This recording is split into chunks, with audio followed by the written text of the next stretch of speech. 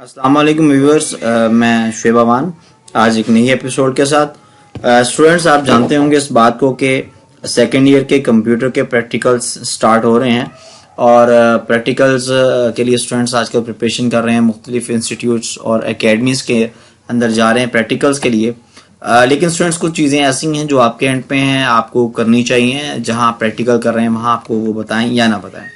उसमें सबसे इम्पोर्टेंट ये कि आपके सेकेंड ईयर के जो प्रैक्टिकल हैं जो 2022 के आएंगे, ये सिर्फ और सिर्फ सेकेंड ईयर में से आएंगे। इसमें से फर्स्ट ईयर का पोर्शन नहीं है। फर्स्ट ईयर एडिड है, वो वर्ड है और एक्सेल है, ये दोनों हैं। ये दोनों पोर्शन ऐड नहीं है 2022 के प्रैक्टिकल्स की। इंपॉर्टेंट बात ये कि इसमें सिर्फ आपके सेकेंड ईयर का पोर्शन है और सेकेंड ईयर के पोर्शन में भी दो चीजें हैं और इन दो चीजों के बारे में मैं आपको मजीद जो है ना, और व्यूअर्स, इन दो चीजों के अंदर प्रैक्टिकल्स में सेकेंड ईयर के प्रैक्टिकल्स जो 2022 में होने जा रहे हैं, उसमें इन दो चीजों के अंदर सी लैंग्वेज और डेटाबेस है। हम इस बात को ऑलरेडी जानते हैं कि कंप्यूटर के जो प्रैक्टिकल्स होते हैं उनके जो टोटल मार्क्स होते हैं वो 50 होते हैं। इससे पहले ये हुआ करता था कि 25 फर्स्ट ईयर में से और 25 सेकेंड ईयर में से होते थे। अच्छा व्यूअर्स एंड स्टूडेंट्स, इस बात को माइंड में रखिएगा कि सेकेंड ईयर में कॉपी के मार्क्स नहीं है, वाइवा के मार्क्स हैं, याद रखिएगा। अच्छा जी, सेकेंड ईयर में जो प्रैक्टिकल इस दफा आने जा रहा है वो डेटाबेस में है। अच्छा, इससे पहले ना डेटाबेस का कभी कोई प्रैक्टिकल कंडक्ट ही नहीं किया गया क्योंकि फर्स्ट ईयर का पोर्शन होता था वर्ड और एक्सेल का और सेकेंड ईयर का जो पोर्शन होता था वो सी का होता था। अब चूंकि फर्स्ट ईयर नहीं है तो फर्स्ट ईयर ऑमिट हुई है और उसकी जगह जो ली है वो डेटाबेस ने ली है। तो डेटाबेस में से 25 मार्क्स का आएगा और 25 में से 25 मार्क्स का सी लैंग्वेज में से आएगा। अब मार्क्स के डिवीजन को जरा ध्यान से अंडरस्टैंड कीजिएगा कि जो 12 मार्क्स होंगे वो आपके रिटर्न के होंगे, यानी कि आप जो कॉपी के ऊपर आंसर शीट पर आप जो लिखेंगे, अपने हाथ से जो लिखेंगे, उसके जो मार्क्स हैं वो 12 मार्क्स हैं और जो 10 मार्क्स हैं वो परफॉर्मेंस के हैं जो आप परफॉर्म करेंगे और 3 मार्क्स वाइवे के हैं। डेटाबेस के वाइवे की मैं बात कर रहा हूं, इस बात को जरूर माइंड में रखिएगा।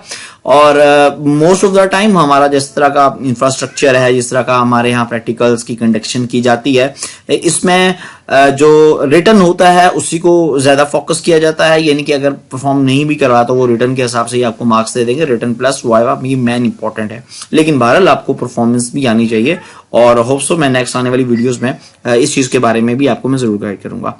तो इसी तरह से व्यूअर्स, सी लैंग्वेज के अंदर 12 मार्क्स का रिटर्न है जो अपने आंसर शीट पे लिखना होगा। वो प्रोग्राम की सूरत में हो सकता है, वो प्रोग्राम के चैप्टर से आ सकता है, वो गेस्ट की सूरत में मैं आपको बताऊंगा।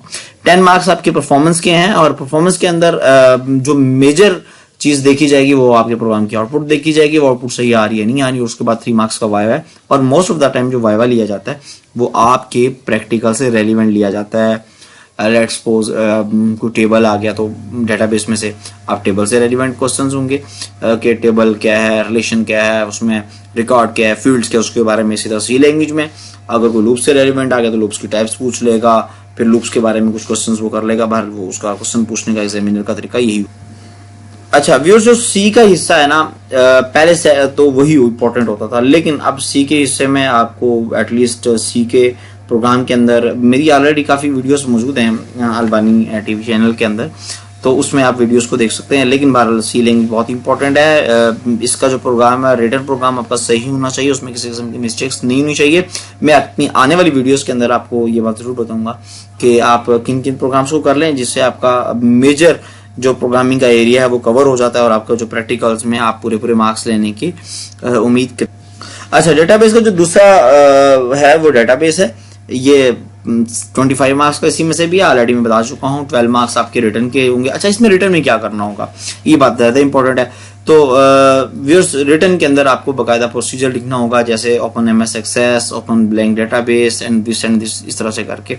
और इस चीज को माइंड में रखिएगा कि आपके कोर्स के अंदर जो एमएस एक्सेस एडिड है वो 2003 है, लेकिन आजकल हमारे लैब्स के अंदर जो यूज हो रहे हैं वो 2007 है या फिर इसी तरह से 10 होगा। लेकिन बहरहाल आपको इस चीज के बारे में आइडिया होना चाहिए।